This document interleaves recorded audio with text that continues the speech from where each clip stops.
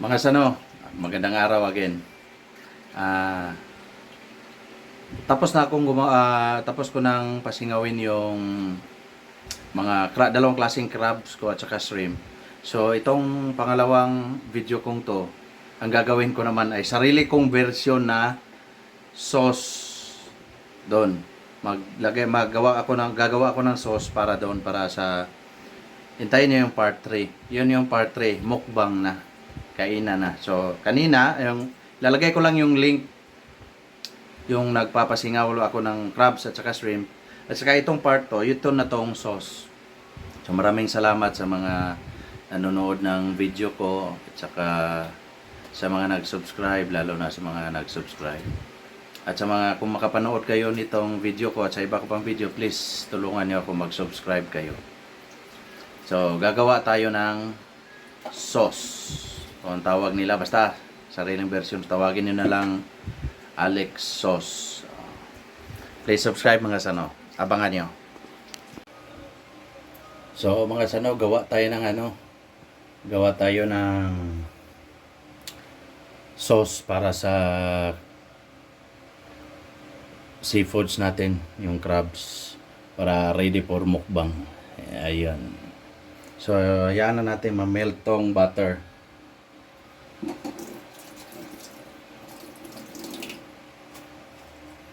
Wala pong mali dito mga sano, kanya-kanyang diskarte lang to mga sano. Sariling ko to. Kung anong pumapasok sa isip ko sa mga sano, yun lang.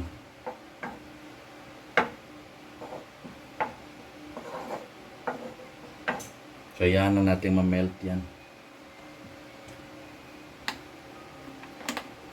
Kaya ready na natin yung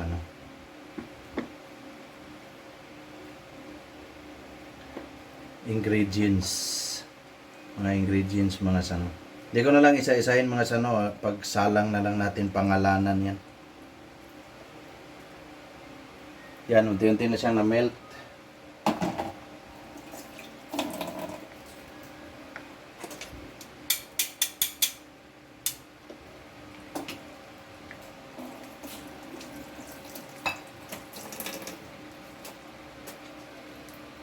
Kanya-kanyang diskarte lang yan.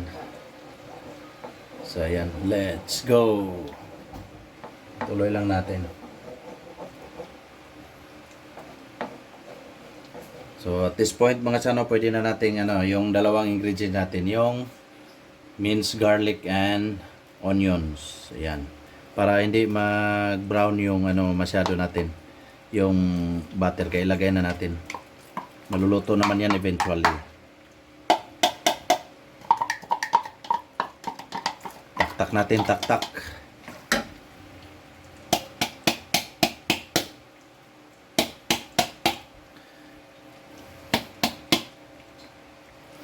Siya nga pala, shout out kay John Ladja at saka kay Local Ride ng Bohol. Sa pamangkin ko si AJ Lee from Davao City. So lulutuin lang natin yan mga sano. Yan. So mayroon akong idadagdag dito pang sabaw mga sano. Papakita ko sa inyo saan galing. Dito.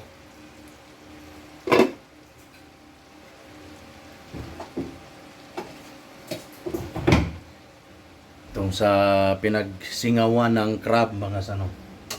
Yan. Ito gawin natin panghugas dito sa kumbaga para na rin siyang stock. Yun, crab stock. Pero mamaya-maya na pag naluto na pag nag-saute na maayos yung onions and garlic. Yan.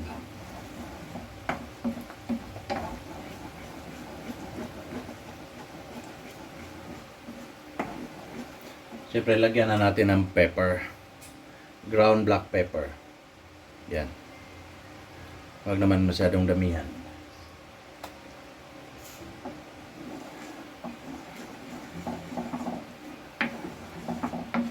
Kailangan balansihin natin tong lasa nito mga sano. Nag-iisip pa ako. So, gisahin lang natin. So, ilagay na natin yung kumbaga crab stock. Yun. Pandagdag lang. Pampasabaw lang.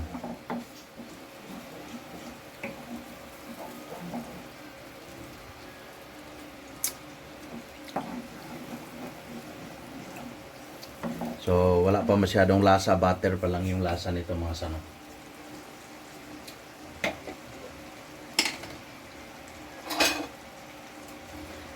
Kalagyan natin ito mga sano, Korean. Ano nga ang tawag nito? Basta Korean. Ano nga ang tawag nito ma? Sasangjan, ewan ko. Basta Korean mga sano, lagyan natin ng konti.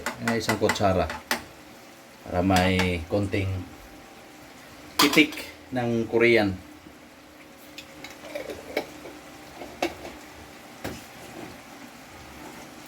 Haluin lang.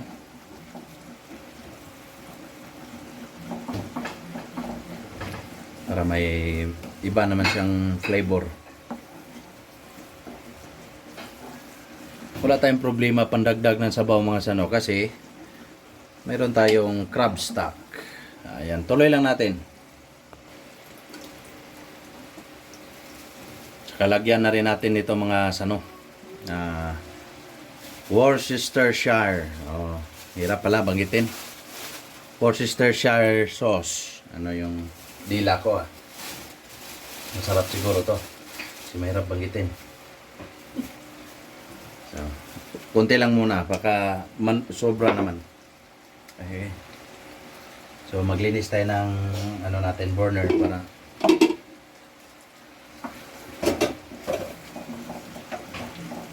hinaan na natin yung apoy mga sano.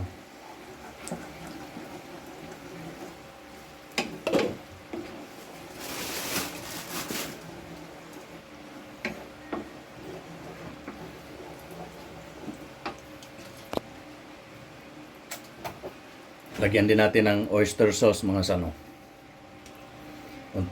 Hindi pa siya maalat mga sano. So unti-unti na nating i-enhance yung alat nito. Magpapalabas na tayo ng alat mga sano para talagang ganado tayo sa ating sausawan. Saka wala pa siyang masyadong tamis mga sano. So may pambalanse din tayo niyan.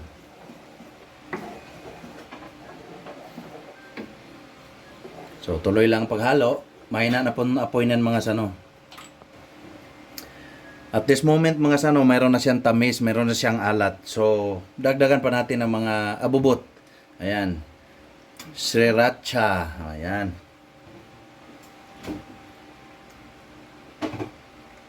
Nako. Konti-konti lang.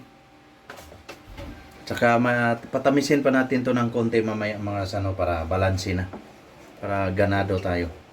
Wala pa tong anghang. So halo-halo lang mga sano. Mix. Maglagay rin tayo ng chili powder mga sano. Nandito lang yan sa cabinet ko. So madali lang yan. Cayenne pepper. So pamilyar na kayo ditong mga condiments na to. Dito kahit kaninong kusina na mayroon yan.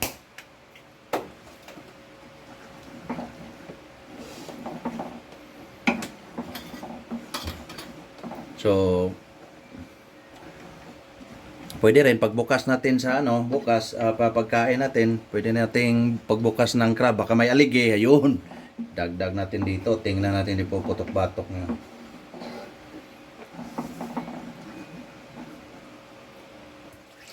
Siyempre mga sano, para may anghang, lagyan natin ng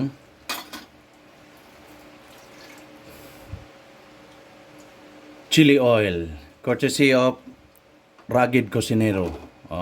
Search nyo lang yun sa Facebook mga sano, Rugged Cocinero. Ito yung niya, chili oil na recipe niya. Chef Ken. Shoutout sa iyo, Chef Ken Dais of Bay Hotel. Ayun. Bay Hotel Chef yan mga sano, yung gumawa nito. So ihalo natin para may sipa. So mga sano, wala akong teaspoon na magkasya, so baliktarin na lang natin. Ayan Yun. Tatsahin na lang natin mga sano. Wala namang bata na kakain ito eh. Ayun. So mix lang natin yan mga sano. Mix lang. Saka shoutout nga pala sa Team Paknoy Airsoft Group. Yung team ko sa Airsoft. Maglalaro sila bukas, Linggo. Ay, hindi nga pala natuloy kasi bawal pa. So, ayan mga sano. Tikima na. Tikima na.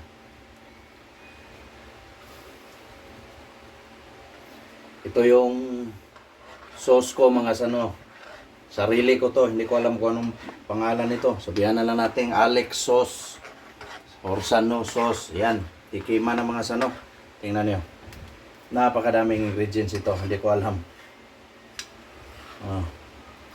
Pero kaya ko pa rin memoryahin yan kasi nandyan lang yan sa cabinet ko. Sa ano ko. So, tikima na.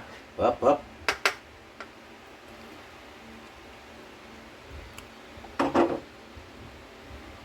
Yan.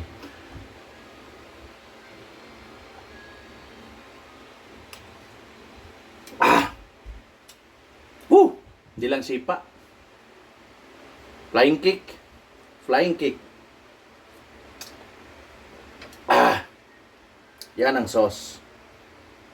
So mga sano, itong part na to, sauce lang yung pinapakita ko.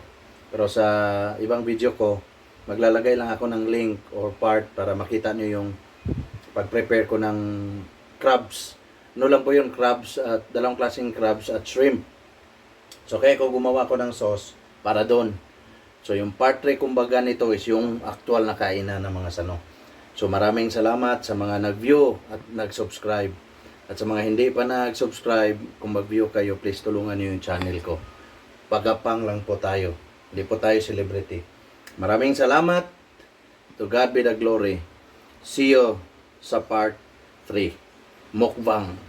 Mukbang na. To God be the glory.